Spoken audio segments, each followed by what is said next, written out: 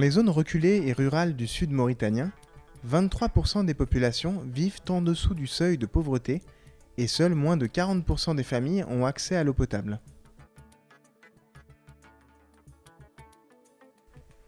La corvée d'eau pour les femmes et les filles est importante. Elles y passent jusqu'à 3 heures par jour pour rejoindre un puits traditionnel ou le fleuve avec de lourds bidons. La situation de l'hygiène est mauvaise. Moins de 20% des ménages utilisent les latrines et les règles de base sont méconnues. Les maladies liées à l'eau sont nombreuses, 60% des cas de maladies.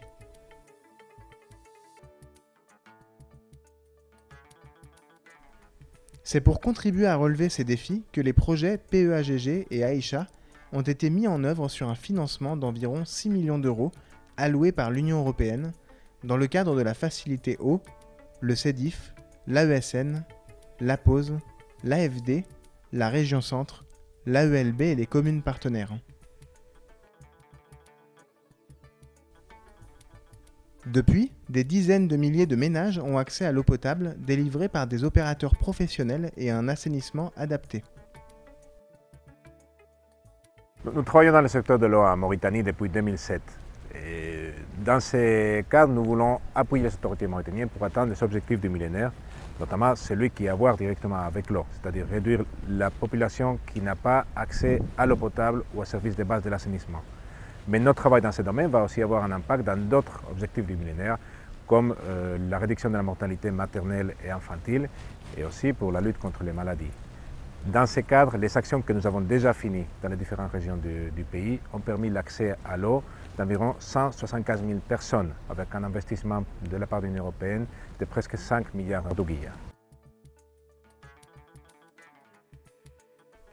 Dans le cadre de ces projets, le GRET et le GRDR, en partenariat avec Tenmia, le Burjap et l'AMPG, ont accompagné 13 communes rurales dans 4 régions, Trarza, Brakna, Gorgol et Guédimaha, à améliorer l'accès aux services de l'eau et à l'assainissement.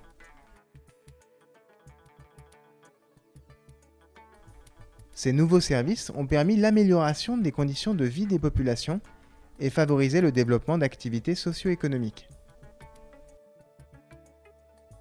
En effet, la corvée d'eau qui incombe habituellement aux femmes est une tâche pénible qui impacte les opportunités de développer des activités génératrices de revenus et la scolarité des enfants.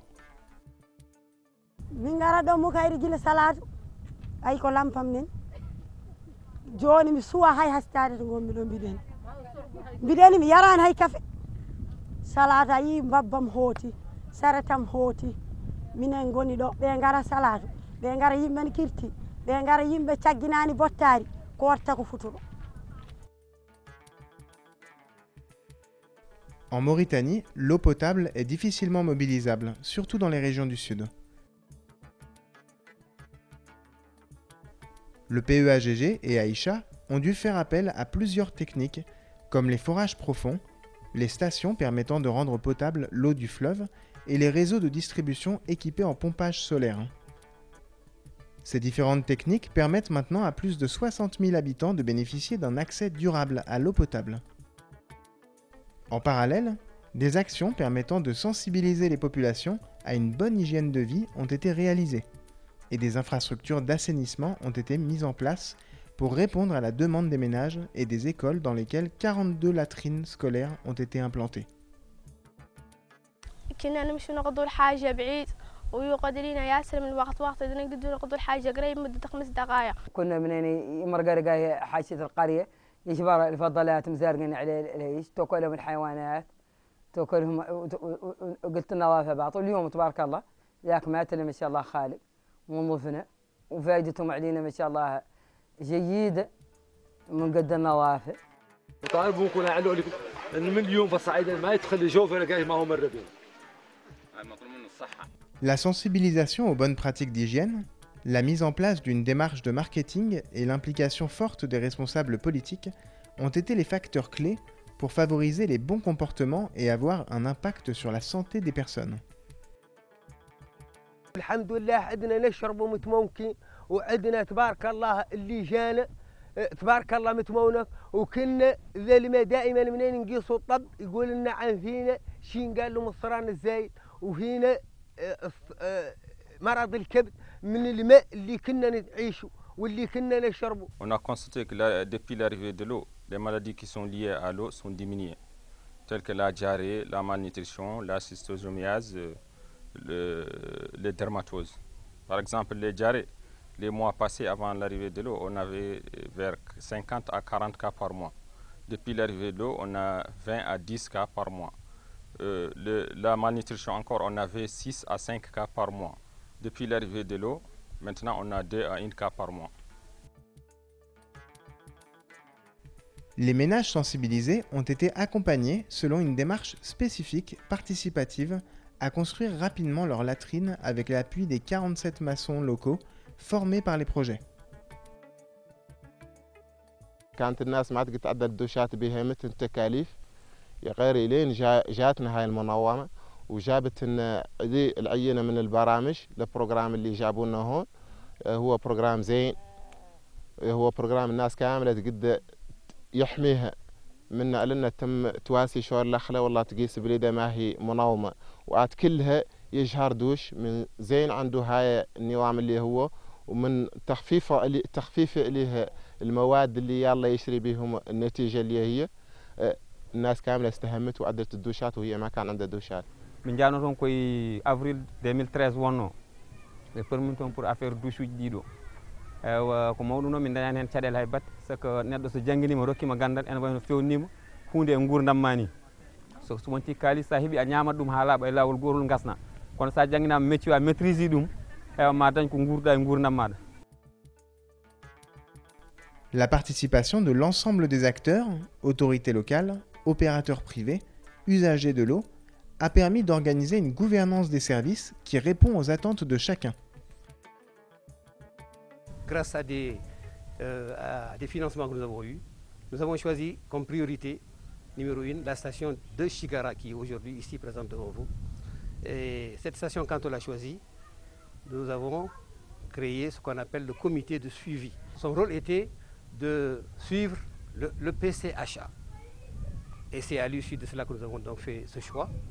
Et à partir de ce choix, nous avons fait un appel d'offres. Cet appel d'offres, nous avons choisi une entreprise à l'issue qui a exécuté et nous avons, nous, suivi les travaux de cette station. La direction technique, certains élus et le GRET. Jusqu'à la fin de ces travaux. À la fin de ces travaux, nous avons donc réceptionné cette station. Afin de garantir la pérennité du service, les communes ont bénéficié de formations pour renforcer leur capacité de suivi et de régulation. Par ailleurs, la mise en délégation des services publics de l'eau contribuera à assurer la durabilité des ouvrages. Ces 5 localités ont été choisies même par la population de la commune. Bon, ces ouvrages ont été accompagnés par la commune encore sur l'appel d'offres, sur le suivi des travaux. Et on a même choisi encore un gérant qui va gérer l'eau dans la commune.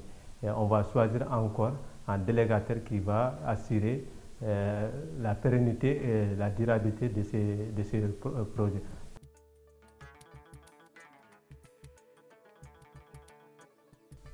Les projets Aïcha et PEAGG ont permis des avancées notables dans le domaine de l'accès à l'eau potable ces dernières années. Les perspectives dans ce domaine sont tout aussi intéressantes, avec des financements de l'Union européenne et de l'AFD sur des projets d'envergure dans les régions les plus vulnérables du pays. Bilan déjà clair et déjà achevé avec les 175 000 personnes qui ont amélioré leur accès à l'eau à travers les projets de l'Union européenne. Mais on continue à travailler avec d'autres partenaires dans des projets qui sont très ambitieux. Il y a les projets Aftout Shargi et les projets des 5 wilayas du sud-est, avec un investissement d'environ 7 milliards de guillas qui permettront l'accès ou l'amélioration de l'accès à l'eau potable pour une population d'environ 500 000 personnes et 1000 localités. Cela se fera aussi avec la complémentarité d'autres actions de l'Union européenne dans des secteurs comme le développement rural, comme la sécurité alimentaire ou la santé.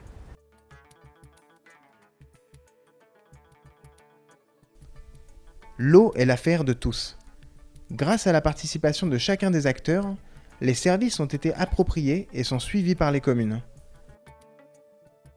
Ils ont aussi permis d'engendrer une dynamique et les familles qui n'ont pas encore accès à un assainissement adéquat sont décidées à investir pour s'équiper de latrines.